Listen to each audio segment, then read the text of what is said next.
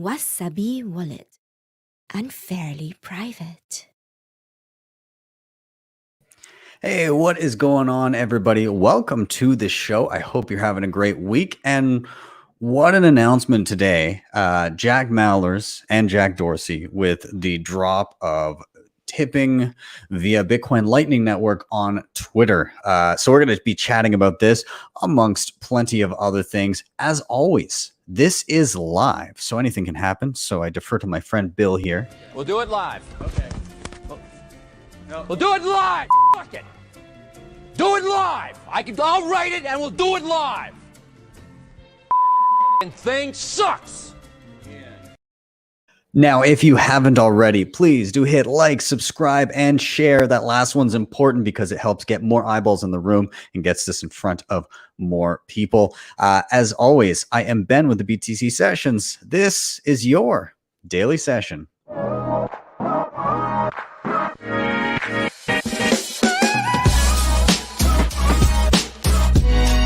Hodl the Bitcoin.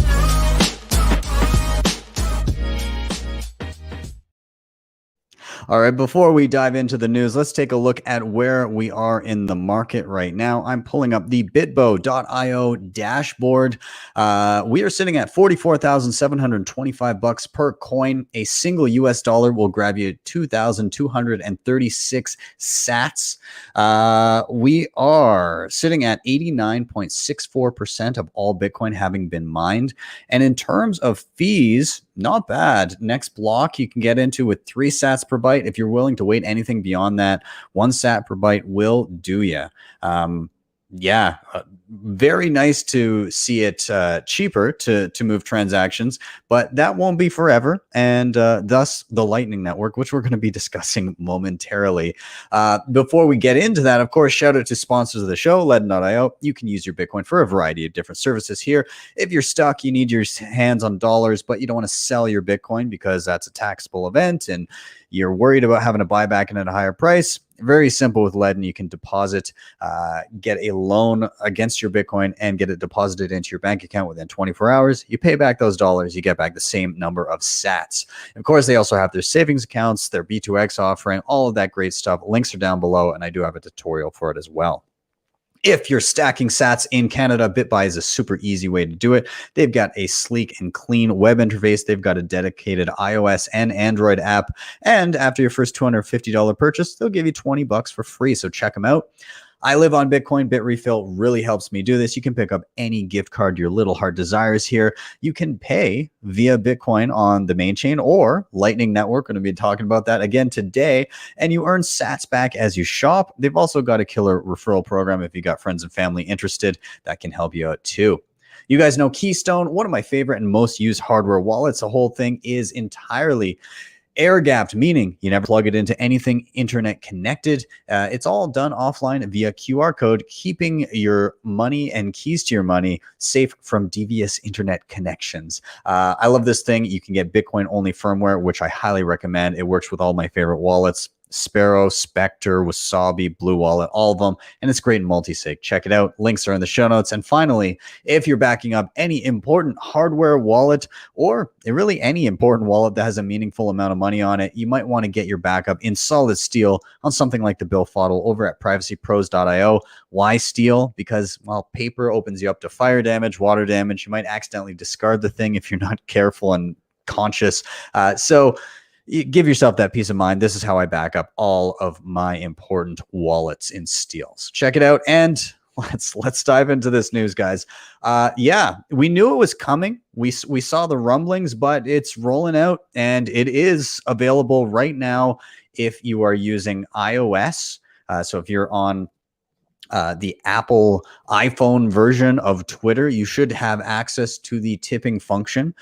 Within the settings, you can turn that on. They also have tipping via other options like PayPal, so on and so forth. But the big news here is that Bitcoin is now integrated. So here from CoinDesk, it says starting Thursday, Twitter users on iOS will be able to connect third-party tipping services to their profile on the social media site. That will include the ability to link both Bitcoin addresses and Lightning Network addresses. Twitter also today announced that it will add, and this is the part of the story that's not as exciting for me, but hey, whatever. We'll add NFT verification features on the platform, a key step in the evolution of blah, blah, blah. I don't really care. The tips feature will roll out on Twitter's iOS app today and come to Android systems, quote, soon. Company representatives said in a press call. Now, I think the better coverage of this is just Jack Mahler's from Strike, his blog. Covers basically the importance of this announcement and what it's going to do for the world. He again says, today I'm unbelievably excited to announce the Strike API and Strike's first API partner, Twitter. Today, Twitter enables free instant global payments for their users with their integrations of the Strike API. Starting today, Twitter will allow all iOS users around the globe to send tips over the Lightning Network. The Strike Tips integration allows users to receive global tips through their Twitter account. Will begin to roll out on iOS today and expand to all users, including Android, over the coming weeks. So he goes on to talk about the implications and how this global monetary network is going to effectively eat the world. The Visas, the Western Unions, the MoneyGrams of the world, your fucking days are numbered because you can't feasibly charge fees in the long run when there's a free and open option that people can easily integrate to their platforms. And Twitter just happens to be the first one to jump on it. Very, very interesting. He goes on, he does a demo video. He had somebody here that was in El Salvador at a Starbucks, and that person had Twitter integrated with their Strike app. And basically, he went on Twitter. He looks up the guy's handle. There's a tip button that he hits. He chose the amount, $10. He hits send. It then it says, can we open up a Bitcoin app or a Lightning Wallet app? And he opened not Strike. He opened Moon Wallet, which is a non-custodial, separate from Twitter, separate from Strike, Lightning Wallet app, and sent a Lightning transaction from that to the person's Twitter account, which was linked with their Strike account. The person got it instantly, and then they instantly used it to pay for a coffee at Starbucks in El Salvador. So again, it happened in less than a minute. All of those things happened in less than a minute. He sent it off, the person received it, and instantly used it to pay for a drink in Starbucks in El Salvador, priced in dollars, all seamlessly. Pretty amazing. Again, and he's talking about how the Bitcoin open network as a payment rail can connect companies across the world. And he does kind of like a, hey, Bitcoin as a base layer, and then you can swap out to any local currency that you want. You don't even have to know that you're using Bitcoin to get the benefits of the network itself. I highly recommend you check out his blog post. He does detail here also, again, in the tips, you can see that there's basically a little button that allows you to activate tips. You can now within the Bitcoin app itself, within Twitter itself, currently the Lightning wallet is Strike. Okay, so if you don't have access to Strike yet, which is basically the US and El Salvador, then this will not work for you. I do have access to Strike because I got early access in Canada just to do a tutorial video. But I'm not an iPhone, so I don't know if I can use this and integrate it yet. I assume if it rolls out for Android, I'll be able to integrate it, but I shall see. And as soon as I'm able to, I will do a tutorial and show everybody what it looks like. So anyways, basically you turn on this function, you type in your username, and that's it. And then you're able to receive tips instantly. And even if you didn't have Strike and you could still see the tip button, you should feasibly still be able to send tips via any other Bitcoin wallet. You can also add a Bitcoin address to your profile. You can also add a Lightning Network address to your profile for tips, which you can get from a variety of different apps. So you can get like the Zebedee wallet, which also I'm going to do a video on.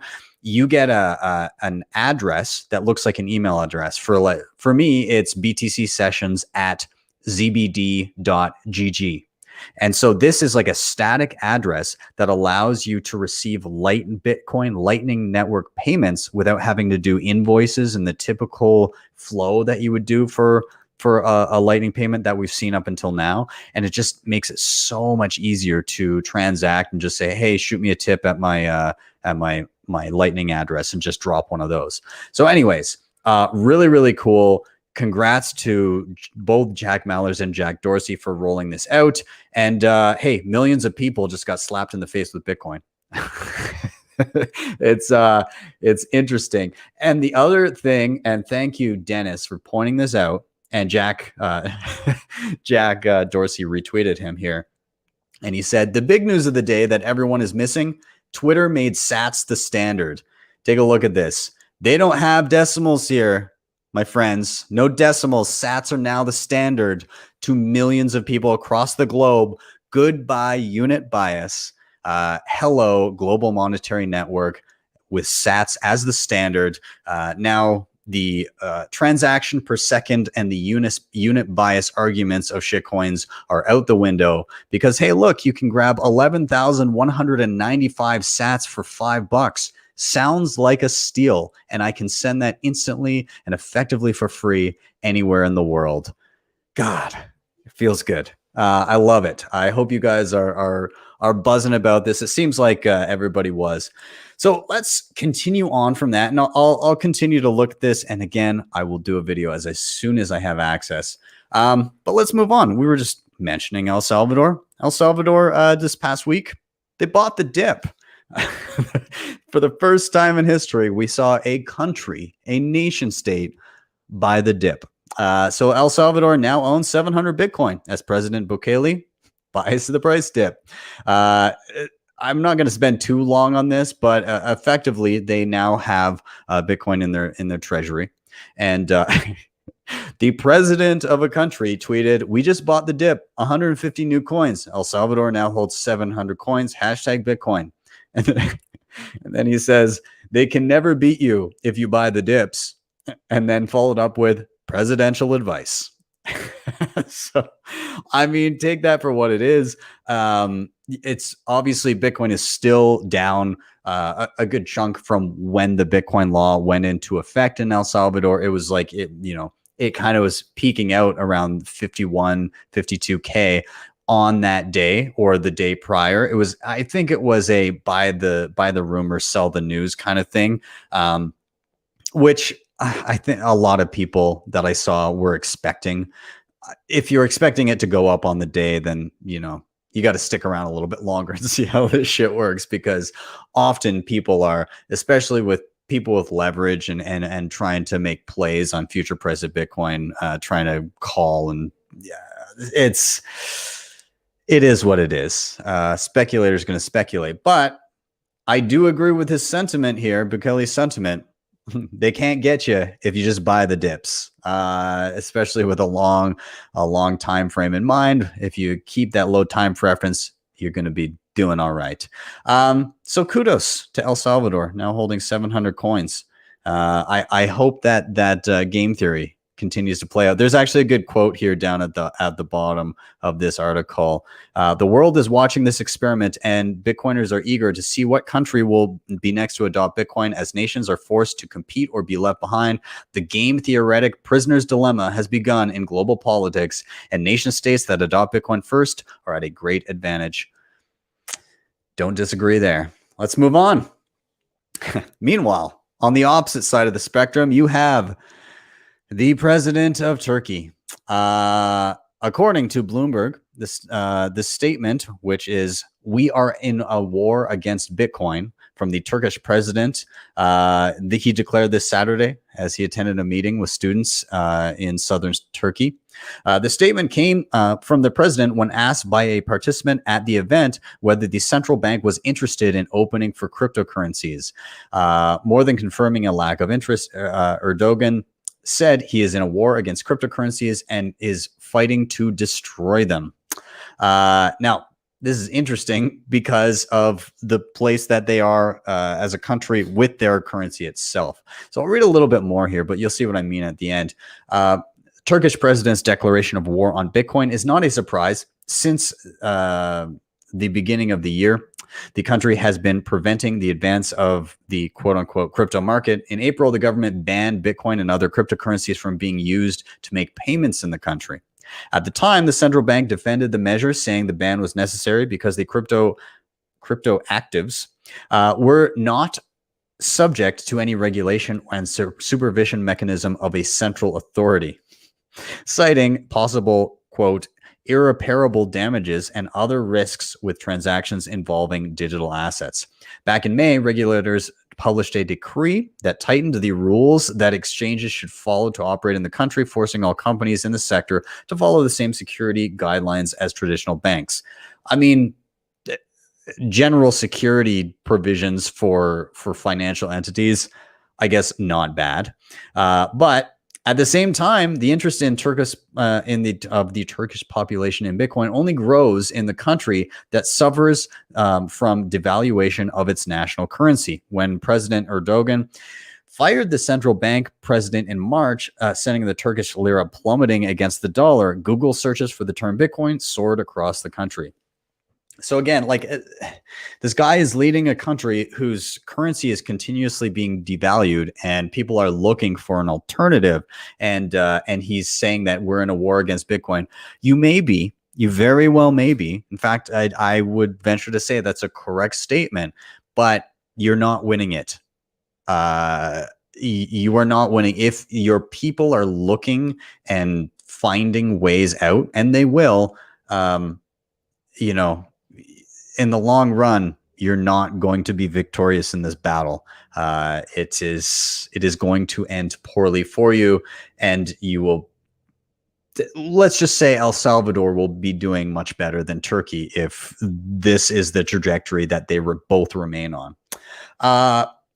Speaking of government debacles, the White House prepares for a potential shutdown as leaders grapple with crucial deadlines. And why is this relevant right now? Well, it has to do with the national debt and the debt ceiling, or the limit of spending which the government can do, which they place that limit, and then they constantly lift it every couple of years.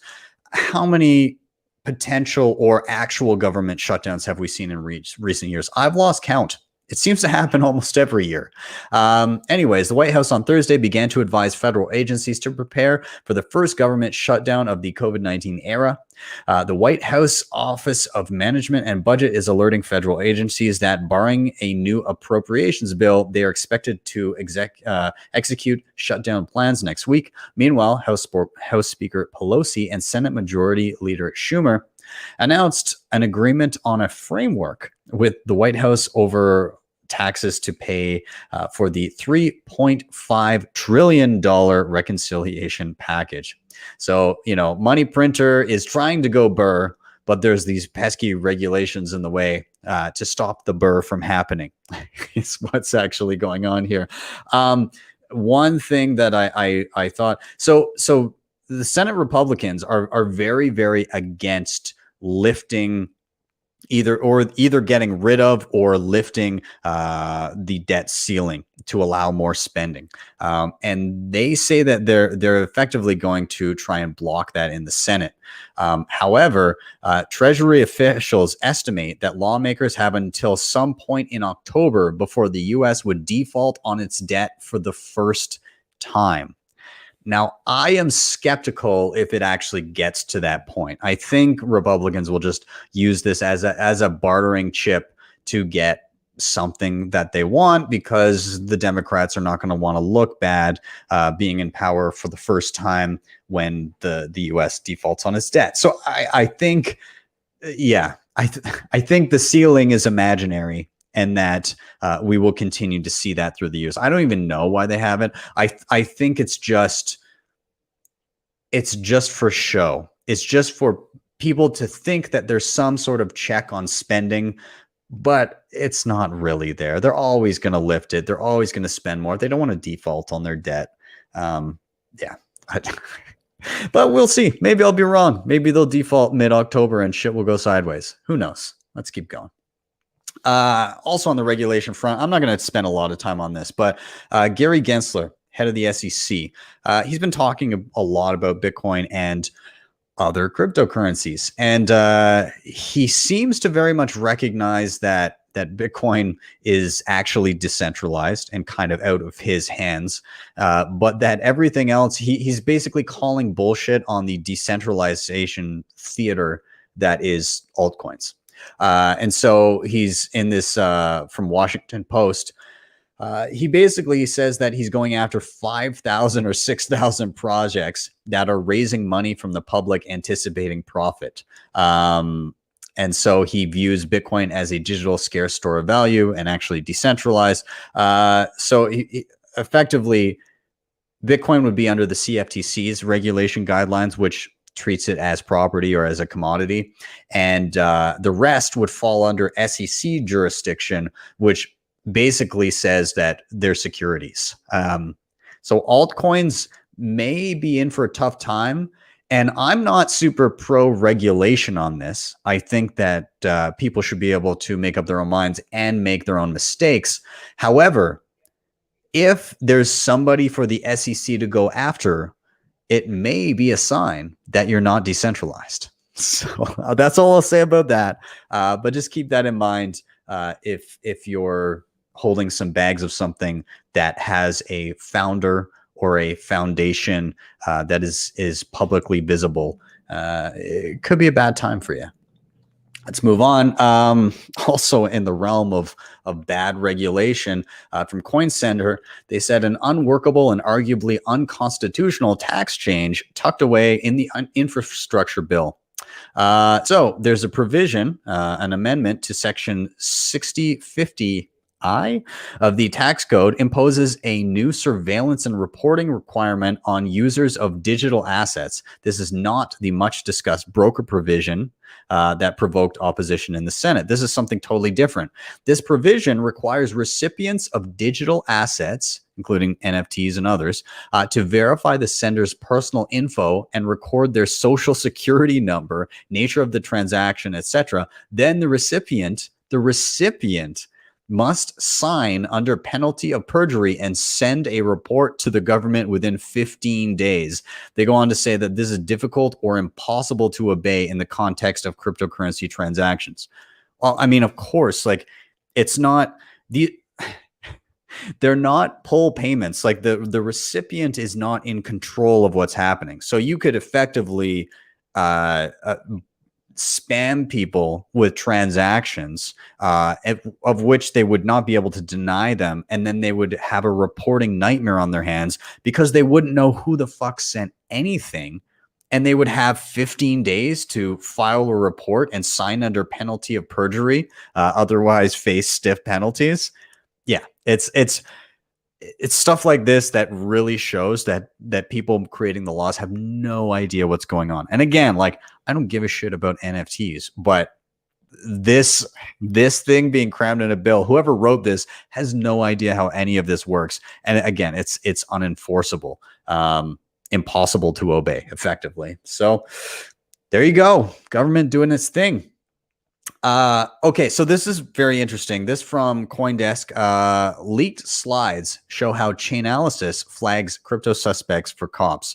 So basically, there was a leaked set of slides from a presentation from Chainalysis, and it talks about kind of how they go about doing things and providing law enforcement with information on blockchain related stuff. And Bitcoin is in here, of course. So first off, walletexplorer.com is owned by Chainalysis. So don't ever use, I've never heard of it before, but don't do that. Don't go there because they own it and they're probing everything that goes through there. So there. But I wanted to highlight this one thing. By the way, they can demix Monero questionably. I've heard that's questionable. Again, not that I'm a fan of Monero, but just heads up. Maybe give that a read if you're holding that. Anyways, this is the thing I thought was interesting. If you've ever wondered one of the reasons why you might want to run a Bitcoin node, this is direct from Chainalysis. Another way Chainalysis captures Bitcoin user data is by running nodes that verify transactions, the documents confirm. This allows the company to capture data leaks on the publicly accessible internet or ClearNet from users' simplified payment verification wallets. This an SPV wallet is any wallet that you just download to your phone or computer that is not already connected to your own node. So if you don't have a node and you haven't gone through the process of connecting your wallet to the node, this is what could happen. Those services are designed to prioritize easy storage over foolproof security, although, to be fair, they are arguably more secure than wallets that rely on APIs, blah, blah, blah. Okay, so the downside to this design is that when the user wallet connects to the network, a variety of information is revealed. The user's IP address, the full set of addresses in the wallet, used and unused, and the version of the wallet software, according to the slide deck. Chainalysis runs a series of Bitcoin nodes on the Bitcoin network, and if a user connects to one of our nodes, we receive the above information. So if you unknowingly connect to a Chainalysis Bitcoin node, so if you're using some wallet and it connects to a random Bitcoin node on the internet to verify the transactions, they will get your IP address, which basically identifies exactly where you are in the world down to your address. The full set of addresses in the wallet. So any address that you've received coins to and any future address that would be associated with your wallet, all addresses. And also the version of the wallet software that you're running. So basically everything they need to know exactly what you're doing, where you are, and probably who you are. So if you don't like that, maybe check out running a Bitcoin node. I do have tutorials on that subject. I think it's a fantastic thing to do. Now, in the same vein, I would like to point out that Sparrow Wallet just added Samurai Whirlpool, so you can actually now mix in Sparrow Wallet on desktop. It doesn't show it here, but basically, when you download the wallet, there's a section called UTXOs near the bottom here. And when you click on that, you can select your different UTXOs, or basically pieces of Bitcoin that you've received, transactions. And once you've selected them, there's a little button that says Mix Selected, and it will enter you into a coin join round. And yeah, that can help break the links between you and your Bitcoin. So that's pretty cool. I'm going to play with that. I'll probably end up doing a video on it at some point. Couple more things. Man, you got to be careful out there, guys. Bitcoin.org goes offline after suffering a scam attack. So Bitcoin.org, one of the first websites about Bitcoin, has been hacked by online scammers and is down as of the time of writing. Cobra, Bitcoin.org's anonymous creator, announced on September 23rd that the website was compromised, with hackers managing to put up a scam notice on the site. He said, "Looks like Bitcoin.org got hacked and the entire site replaced with a scam asking for free Bitcoin. Do not send funds to that address." That was from developer Matt Corallo. Following the query, Namecheap temporarily disabled the site. According to Cobra, the website may be down for a few days. Prior to it going offline, users reported that it was showing a classic fake giveaway announcement, with scammers reportedly managing to collect about 17 grand to their addresses. So it's basically like, hey, send any amount and you'll get double back, which any seasoned Bitcoiner is going to understand that that's stupid and you should never do that. But for brand new people searching Bitcoin to go to bitcoin.org, that's a problem. I also saw Matt Odell tweet out, "We're lucky that the scammers that got Bitcoin.org only tried to put up that scam thing instead of replacing the Bitcoin software that you download with something malicious that would steal your funds, because that would have been a terrible, terrible disaster." So a couple things you can do. First, don't buy shit like that. But second, you can go about actually verifying the software that you're using.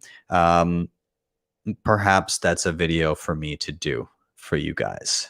Now that I say it out loud, I think that's a good thing to probably do. Okay. Add it to the list. Right.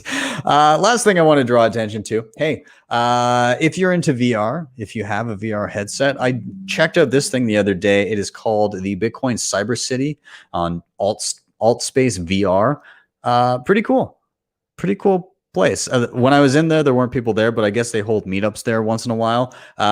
Anyways, follow Citadel VR. That's CITADELLE VR on Twitter, and I'm sure they'll announce whenever there are actual events happening there.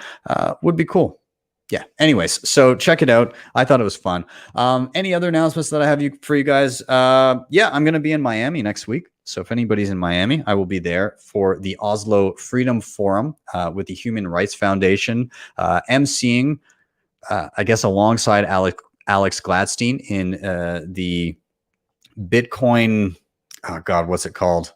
Anyways, there's a big learning space about Bitcoin. There's going to be a bunch of different presentations, and it's talking about how Bitcoin is a tool for human rights. And I'm very excited to be there, very flattered to have been asked to be there. And I hope to see some of you Bitcoiners there as well. Outside of that, I've been doing some new shows lately as well, very short form. So a couple of them tomorrow. Be sure to check out Why Are We Bullish? Because you can choose your bullish bit. All you need to do is drop a comment of your favorite moment of the show with a timestamp, and it'll enter into the running. And also, I'm doing something called your weekly lightning sessions. And these are just simple questions answered short form, and it goes out to a whole bunch of different platforms, including Twitter and YouTube and TikTok and Instagram. Last week was a very general one about wallets, and the winning one asked about the difference between Bitcoin and Lightning wallets and payments.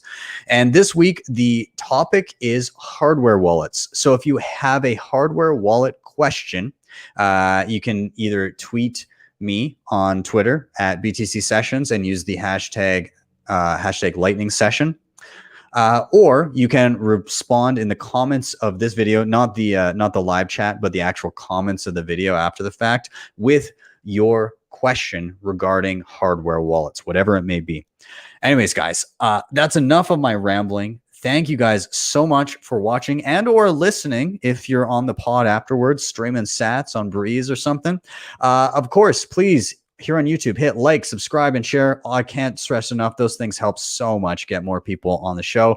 If you want to help the show in another way, you can hit up. Wow, I can't talk right now. You can hit up the previously mentioned sponsors down below: LEDN, Bitbuy, Bitrefill, Keystone, BillFodl, all in the show notes. And if you really liked what you saw, since we've been talking about it so much today, you can hit me up with a Bitcoin tip at my strike.me page. That is strike.me/BTC sessions. When you get there, you can type in any amount you like. You hit the tip button, and you'll be greeted with a Lightning invoice, or if you click to the right, a regular Bitcoin QR code. With that, I am out. Have yourselves a wonderful day or evening wherever you may be, and I'll see you guys next time, hopefully tomorrow, for your daily session.